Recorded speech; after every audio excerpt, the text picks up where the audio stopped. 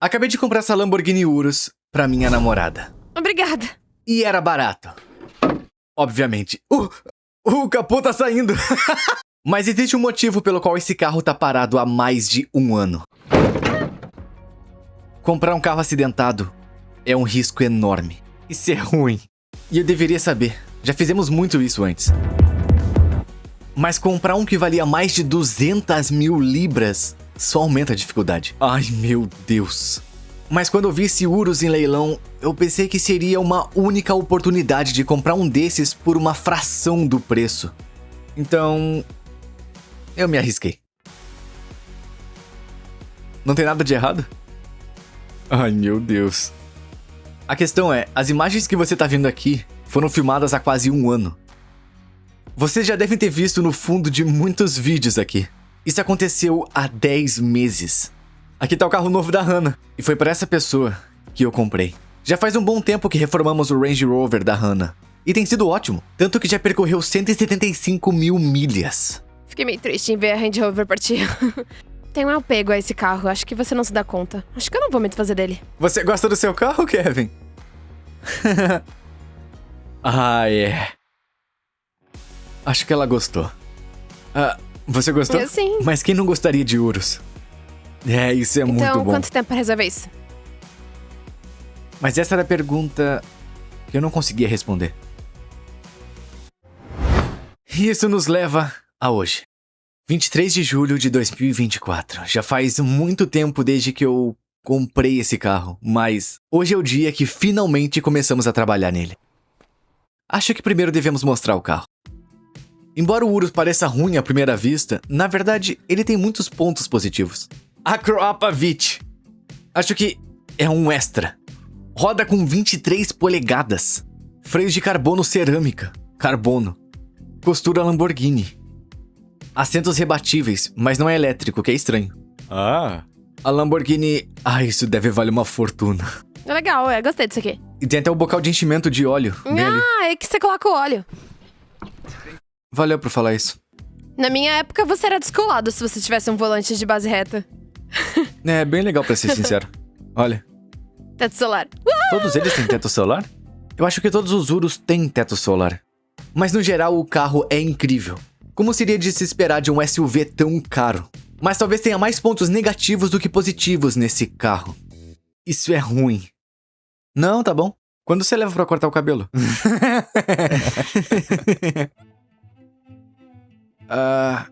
Há muita coisa faltando. Asa dianteira esquerda, danificada. Asa dianteira direita parece ter sido cortada. Roda ligeiramente curvada. Para-brisa, danificado. Airbag, acionado. Airbag, acionado. Airbag, acionado. Mas não era esse tipo de dano que me preocupava. É isso. Essa perna do chassi tá num código postal completamente diferente de onde deveria estar. E você pode ver aqui, ó, olha para o... Ali tá o Subsashi, que é parafusada a longarina do chassi, que agora ele sumiu. Ela tá encostando, a perna do chassi não deveria encostar na roda, mas ela tá encostando. Os danos no chassi são enormes. Nós não sabemos até que ponto o dano no chassi foi reparado. E isso é como o corpo da borboleta, que abre e fecha para permitir a entrada de ar no motor e fica aqui embaixo e não tá fazendo muita coisa por lá. E por essa razão, nem sequer sabemos se esse motor é realmente bom. O veículo foi considerado inoperante, mas a colisão também pode ter causado danos sérios ao motor. Então, por que eu não consigo ligar agora? Bom, tá faltando a Eu sei metade que da não tem frente. radiador, mas dava pra ligar rapidinho ele. Bom, primeiro, os fusíveis podem ter queimado, porque os airbags Mas foram você acionados. podia contornar isso. Mas tem um perigo que me deixa um pouco apreensivo. Aqui tá o coletor de admissão. E sabe de uma coisa, Matt? O quê? Esse é o nosso motor favorito no mundo. O motor RS6. Beleza, tudo bem. Não, falou. Se diverte aí, meu. Se diverte, falou. Esse motor tem muitas semelhanças com o novo RS6. E nós temos experiência com o antigo motor RS6, que não era dos mais fáceis de se mexer. E como os coletores de admissão são de plástico, tememos que parte deles possa ter sido desprendido e até mesmo sugado para dentro do motor. Mas, para consertar isso, vamos precisar remover o motor. Então, na verdade, deveríamos fazê-lo funcionar antes de retirar o motor. Porque se retirarmos o motor, consertamos todos os problemas estruturais, e se o motor estiver irrecuperável, teremos perdendo tempo com remoção e instalação. Acho que precisamos começar isso. É! Como era o carro da Hannah, ela foi a primeira a pegar as ferramentas para consertá-lo. Em primeiro lugar, remova o capô. Primeiro, por favor. Então existem coisas necessárias para ligar um carro, ou algumas coisas necessárias para fazer um motor funcionar. Em primeiro lugar, a energia. E a bateria desse carro fica na parte traseira, mas temos um cabo de ligação aqui. Mas é um sistema de energia muito estranho. E olha, pode ver que são 14,8 volts e 50 amperes. Eu não sei se isso envolve algum tipo de bateria estranha, mas quando a eletricidade envolvida não é exatamente a nossa melhor opção. Então eu peguei o carregador portátil e ia conectar a bateria de pontos de ligação que ficavam embaixo do capô. Depois de fazermos isso, o carro deverá ter energia, e poderemos abrir a tampa do porta-malas. Uau! E agora, podemos verificar a bateria. Você acha que é apenas uma bateria de laser? Acho que pode ser uma bateria de laser, 48 volts. Por que você precisaria de tanto volts? O dobro da voltagem que você normalmente tem. A próxima coisa que precisa é combustível. Vamos ver se tem combustível. Temos! A próxima coisa que precisamos é de óleo. Também queremos limpar essa entrada de ar, pois há muita poeira ali dentro, e qualquer poeira que seja sugada para dentro do motor não lhe fará bem algum. E também não conseguimos verificar o óleo a menos que o carro esteja ligado, porque não tem vareta de medição. Agora vamos remover essa abraçadeira para termos melhor acesso aos tubos de admissão e podemos limpá-los completamente. Assim a caixa de ar fica em cima e o ar é aspirado através dela para dentro dos turbos. Os turbos vão girar gerando pressão e então o ar sai por baixo através dessa seção central aqui embaixo e ambos passam por esses tubos aqui. Então quando eles voltarem por esses tubos aqui, eles se conectarão ao intercooler desse lado e desse também, que resfria o ar antes que ele seja empurrado para dentro desse sistema que por sua vez entra no motor de alguma forma. Então deveria estar ali, deveria haver laço aqui, mas no momento vai apenas sugar o ar e expelir tudo pela janela se a gente conseguir fazê-lo funcionar. Então não tá chegando ar no motor. O único ar que chega no motor é através dessa passagem. Não vai ter aumento da pressão do ar. Então, sinceramente, não acho que vai funcionar, mas se der certo, é um bom sinal. Eu acho que é só isso que você vai conseguir que ele faça. Havia algumas outras coisas que a gente precisava fazer, como desentortar esse cano pro lado antes que pudéssemos começar. Mecânico! Isso é uma dica de mecânico? Essa é uma parte que não precisamos consertar agora. Bom, Hannah, você vai começar. Se você apertar esse botão, nada vai acontecer. Vai fazer... Psh, e a gente vai ficar procurando um pavio pirotécnico por mais de 1 hora. Você acha que vai ligar? Eu acho que vai, sim. Eu acho que eles não... A gente não tem tem fé. Né? É. Uhum. A gente tem fé. Tá, vamos começar. Isso. É só isso? Não. Nada? A bateria tá completamente descarregada. Olha, a contagem regressiva ainda tá em andamento. O meu pai então achou que seria uma boa ideia conectar 2 baterias auxiliares ao ponto de partida sobre o capô para dar aquela energia extra que o carro poderia precisar para ligar.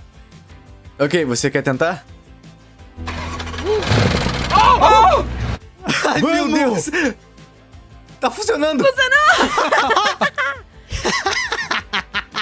Sem chance! Olha isso! Sem chance! Não faz muito barulho. Parece um trator. Tá funcionando. A luz de óleo apagou?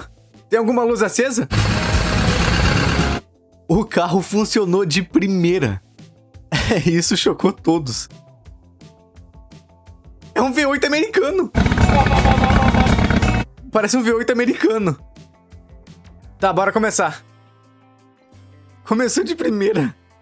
Acho que ele não teve fé. Ótimas notícias. Como é que isso nem sequer girou, simplesmente respondeu? Ah, que bom. Então tem espoletas pirotécnicas suficientes. Não, eles parecem não se importar com isso. Nem o meu galardo, não é? Não. Isso acabou de começar. A Lamborghini simplesmente falou disso. Vai, dirige aí. Esse carro é um tanque. Mas vamos entrar com ele agora. Outra boa notícia é que a gente talvez consiga botar em ponto morto agora. Tá, tenta de novo e vê se entra em ponto morto. Pé no freio. Sim, freio acionado. Pressionando de novo. Tá em ponto morto. Tá em ponto morto. Quando você funciona. ligou o carro, ele entrou automaticamente no modo parque. Não! Aqui diz pra trocar pra P. É, legal. Tá em ponto morto, legal, tá tudo funcionando nesse carro. Ah, eu já disse. Agora que o Urus tá em ponto morto, podemos empurrá-lo pra dentro da unidade. Mas tem um problema nisso. Acho que não vai conseguir andar em linha reta. Bom, essa roda tá girando pra aquele lado. E essa roda tá girando pra esse. Então parece que o macaco era a única opção pro meu carro. Se meu pai conseguisse achar um jeito de levantar o carro.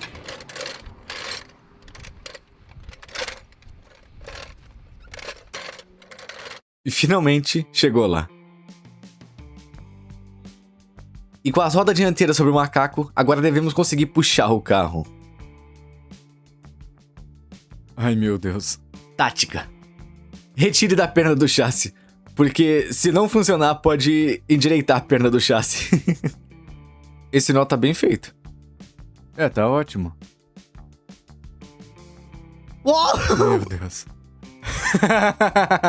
Parece que finalmente conseguimos fazê-lo funcionar, mas uma pergunta que você pode estar se fazendo é como que esse Urus foi parar nesse estado? Bom, antes de comprar eu dei uma olhada no Car Vertical. E eu consigo ver que o carro sofreu um acidente em março de 2023.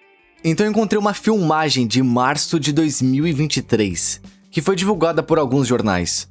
Uma Lamborghini Urus colide em um ponto de ônibus. Não sei como eles conseguiram isso, mas parece que a neve teve algo a ver com isso.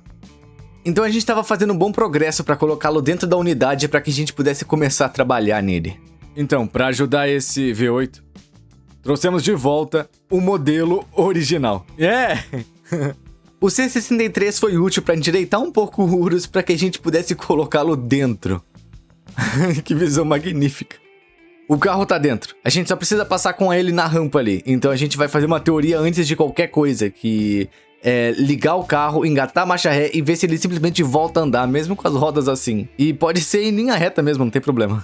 A gente não sabe se ele vai acelerar porque ele não tem um corpo de borboleta.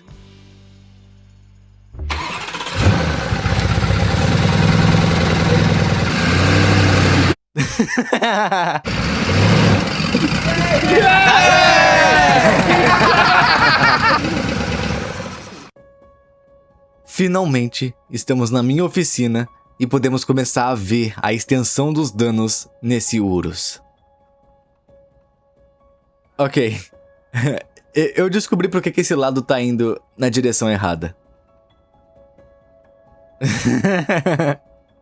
Essa é a mais torta que a gente já viu. Isso é muito torto. Como que aquilo foi paradobrado desse jeito? Também tem. Meu Deus. Isso pode ser até uma coisa boa, porque se não tivesse dobrado ali, teria dobrado em algum outro lugar, ou quebrado. Parece que a extremidade da barra de direção e de ligação estão completamente tortas. Mas do outro lado, estão bem. Essas são boas. A gente também não nos perdeu. Você é o garoto parafusa. Ah, Bolt Boy. Você quer entender isso aí também, Bolt Boy? É, bom Bolt Boy.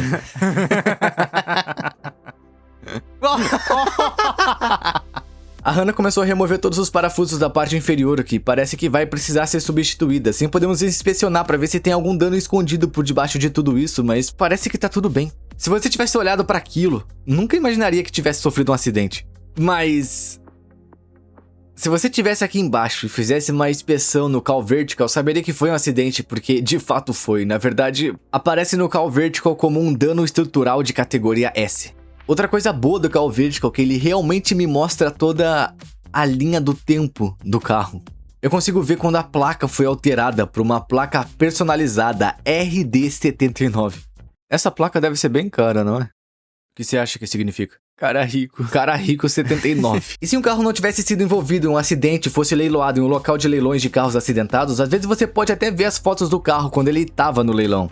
Mas se você quiser conferir o seu carro no Car Vertical, pode fazê-lo através do link aqui da descrição aqui embaixo. E com esse código aparecendo na tela agora, você vai conseguir um bom desconto na sua conta. Vamos continuar a examinar o Urus. Bom, a boa notícia é que vai começar. Também funciona como meio de transporte. A má notícia é que essa perna do chassi tá virada pro leste e aquela virada pro norte. Precisamos descobrir como resolver isso, e a única maneira de descobrir como vamos consertar isso é saber até que ponto o dano realmente se estendeu. E para isso, precisamos remover tudo que tiver ao redor. Motor, rodas, suspensão, tudo completo. Vamos direto ao assunto. Estamos comprometidos? Vamos fazer isso? Bora lá. Primeiro passo, vamos tirar as rodas. Olha só isso! Olha como ela é feita. Agora vocês podem ver o quão desajeitada essa perna realmente ficou. Bastante. Agora eu vou trabalhar no forro do arco. Fora! A parte da frente e a parte de trás. Parece que ambos estão danificados. Mas por trás deles, parece que tá tudo bem. Meu plano agora é retirar esse motor, exatamente como fizemos com o RS6, diretamente no Subsashi. E para isso eu preciso soltar tudo que prende o Subsashi ao carro. Como esses braços de controle superiores, que já removemos facilmente. Ok? Pode ir. E depois todas as conexões elétricas, como o fio do ABS, o fio de freio e os fios de aterramento parafusados ao chassi. Em vez de desconectar a mangueira do freio hidráulico e perder todo o fluido de freio, eu vou desparafusar a pinça do cubo da roda. E depois pendurar a pinça na parte danificada do chassi, porque eu imagino que sangrar esses freios não vai ser uma tarefa simples. Finalmente o problema com o enorme calibrador foi resolvido e eu posso pendurá-lo. Por segurança, já que isso vai cair, eu vou tirar isso. Esses discos de freio custam cerca 5.000 libras cada e são feitos de carbono, freiam com bastante facilidade. Então a última coisa que eu quero fazer é deixá-los cair no chão. E desligadas, eu vou desconectar a mangueira de ar e acessar a suspensão pneumática. Assim podemos descartar tudo. E meu pai fez o mesmo do outro lado. Hora de ir para baixo. O motor e a caixa de câmbio serão removidas como uma única peça, então precisamos desconectar tudo que tiver conectado ao motor e à caixa de câmbio, incluindo o eixo de transmissão que vai na parte traseira. Precisamos remover isso e o escapamento também precisa sair do caminho para que possamos acessar o eixo da hélice. Então, primeiro passo, essas bandejas e o escapamento. Então, vamos lá. Fui direto para a parte traseira do carro para desconectar as conexões elétricas que vão para a válvula de escape. E assim que estiverem desconectados, eu posso começar a desparafusar os suportes do escapamento que os prendem ao chassi do carro. Pronto para baixar o escapamento até o chão enquanto meu pai e Hannah removem todas as proteções inferiores que impedem a saída do escapamento. Mas alguns parafusos estão um pouco enferrujados. Tem 3 anos. Parece ter 30 anos. Isso já era. Você sabe o quê? Eles não vão desfazer. Pega o moedor. Foi exatamente isso que fizemos. Embora esse carro tenha apenas 3 anos, parece que alguns dos parafusos da parte inferior do escapamento estão completamente enferrujados. Mas como se pode ver pelo acidente, parece que esse motorista não tinha receio de dirigir com o carro na neve, então provavelmente o veículo ficou exposto a muito sal. Assim que esses parafusos foram removidos, podemos começar a retirar o escapamento. E é realmente muito leve. Olha só, é muito leve, é titânio. Próximo passo.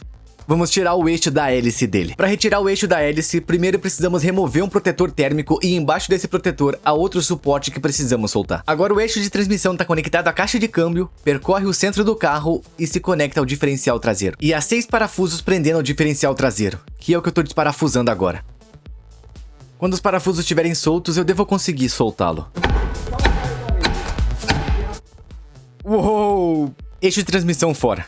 Então, para afastar o eixo de transmissão da caixa de câmbio, eu preciso quebrar essa presilha usada aqui, e então ela se desliza para fora do câmbio de caixa. Uei! E assim aconteceu. Vamos lá! Eixo de transmissão. Depois disso, o meu pai começou a remover todos os parafusos que prendiam o suporte da caixa de câmbio ao chassi do carro. Porque a caixa de velocidade também é desmontada juntamente com o motor, e há muitos parafusos envolvidos. Então a coluna de direção permanecerá conectada ao carro. Isso significa que a caixa de direção terá que ser removida. Então, para desconectar a coluna de direção da caixa de direção, é aquele parafuso ali que eu vou abordar a partir daqui. Estamos avançando bem rápido porque esse projeto é muito semelhante ao RS6 que já fizemos. Com a direção desligada, não gira o volante. Agora meu pai está desconectando a parte elétrica da caixa de câmbio. Isso machucou meu dedo. Então eu vou começar a soltar os parafusos que prendem o Subsashi ao sashi do carro. E parece que um deles tá faltando. Bom, ainda tá lá, só que quebrou. Porque parece que o chassi arrancou o parafuso completamente. E os últimos estão aqui do lado. Que o Chris vai desfazer. Você tá pronto! Vamos lá! Em seguida, se certifique que a parte elétrica esteja desconectada, e eu sei exatamente onde elas estão porque fizemos isso no RS6. Mas na verdade estava em posição melhor do que do RS6. Todos os componentes elétricos estavam localizados aqui em cima, junto do ECU do motor. Lamborghini! O que tornou as coisas muito mais fáceis. Chris começou removendo todos os conectores da ECU do motor e em seguida retirou a ECU do caminho. Meu pai desconectou a mangueira de combustível. Uou! Enquanto isso, eu e a Hannah desconectamos mais alguns fios que precisavam ser removidos. A gente tem que remover essa moldura aqui. Só pra pegar aquela nozinha que tá ali atrás. Pra tirar o amortecedor. Isso é muita estupidez. Que design ridículo. Design ruim. Mas as pessoas vão conseguir emprego. Se tudo fosse fácil, você não faria isso. É verdade. Para chegar no último parafuso que prende o amortecedor ao carro, precisamos remover essa barra. E agora que tá tudo resolvido, dá para acessar o parafuso. Yeah! Hannah começou a soltar os parafusos da suspensão do outro lado, e assim que ela fizer isso, ela vai se mover pro lado direito e remover os parafusos daquele lado. Dessa forma, o motor, a caixa de câmbio e toda a suspensão poderiam ser rebaixados como uma única peça.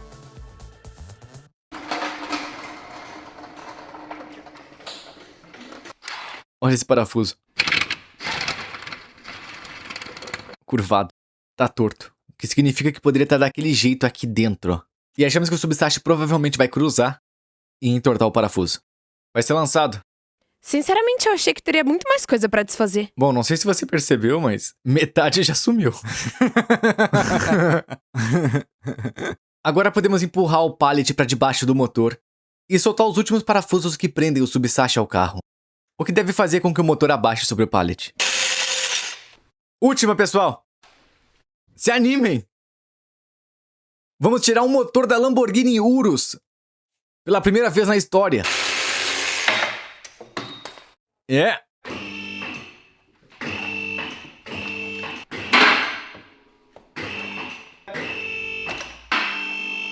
Boa.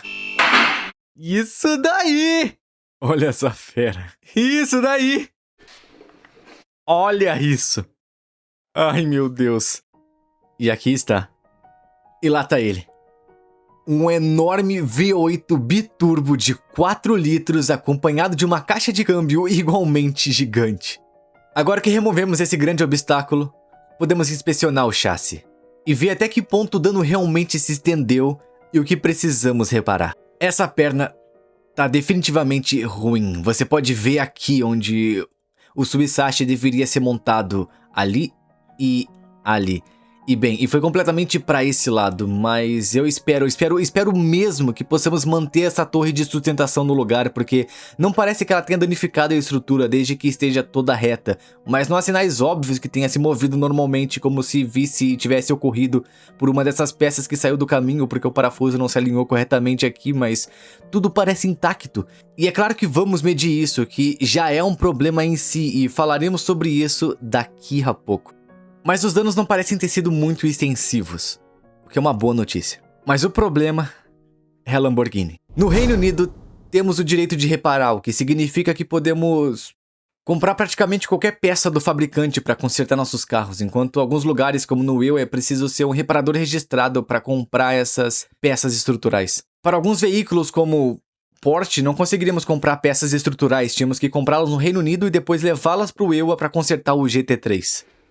Já nas peças da Lamborghini, podemos comprar essas peças, podemos comprar a longarina do chassi e tudo mais.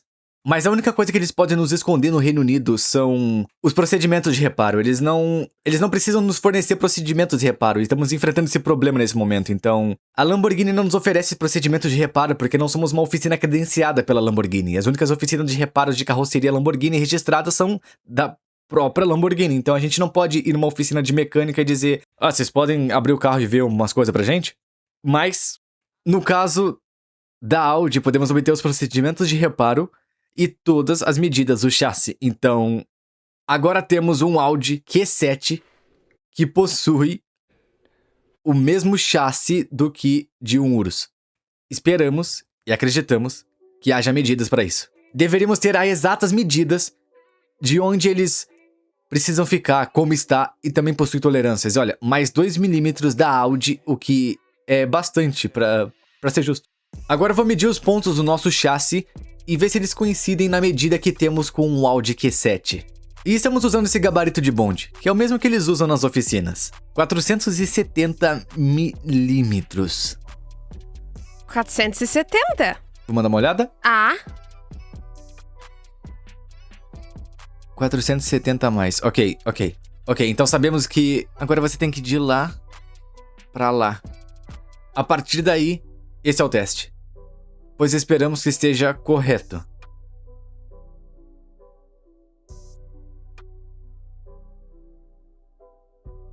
Temos 1075, 1076. O que deu aí? 1110. 1110. Parece que estamos bem longe disso. Ajustamos a bitola da régua para 111 centímetros e vimos onde ela ficou. Tá bem longe. A quilômetros. Acho que você nem conseguiria chegar a esse ponto. Não tem como levar aquela perna do chassi para qualquer lugar naquela posição. Não, teria que sair. Teria que ser divulgado. Só que eu não consigo imaginar o Q7 sendo igual. Não, eu acho que é diferente. Porque, olha, não tem jeito. Olha, obviamente que não pode ir ali e não pode ir ali. Não pode ir ali, não pode ir ali. Não pode ir ali. A menos que tenha sido empurrado pra dentro, mas não há evidências que isso aconteceu. Portanto, o Q7 não pode ser o mesmo. É definitivamente um chassi da Volkswagen. Olha, tá todo marcado com a Volkswagen. Acho que precisamos de um Q8. Q8 100%. O Q7 é pequeno demais. Mesmo que temos uma medida de 111 centímetros e mesmo que isso devesse ser 100, não há como isso caber. Então, precisamos. As medidas do Q8 e não conseguimos encaixar essa perna sem saber se ela tá reta. Porque se a gente não soubesse se essa perna tá reta, então não temos nada com que compará-la, então precisamos dessas medições. Mas esse também não é o maior problema do livro. Lembre-se que esse carro ficou parado ao relento por quase 1 ano sem que eu tocasse. E eu vou explicar o porquê. Então, eu ganhei essa Lamborghini Urus por 120 mil libras. O mesmo modelo mais barato que eu achei custa 143 mil, sendo o modelo mais antigo e com mais quilometragem. Mas nós estamos muito perto do orçamento. E o problema é que não conseguimos encontrar peças usadas em lugar nenhum, e é por isso que o carro tá parado aqui há mais de 1 ano. Quando eu pesquiso no eBay por peças usadas para o Urus, eu encontro itens como os intercoolers que são compatíveis tanto com o Urus quanto com o RS Q8. Mas quando se trata de peças originais da Lamborghini Urus, parece ser muito mais difíceis de encontrar. E comprar cada peça individual que precisamos de um vendedor diferente poderia levar uma eternidade. E o que se comenta por aí desses Urus, que sejam eles batidos, alagados, bons, novos, qualquer coisa, eles têm sido enviados para a Índia.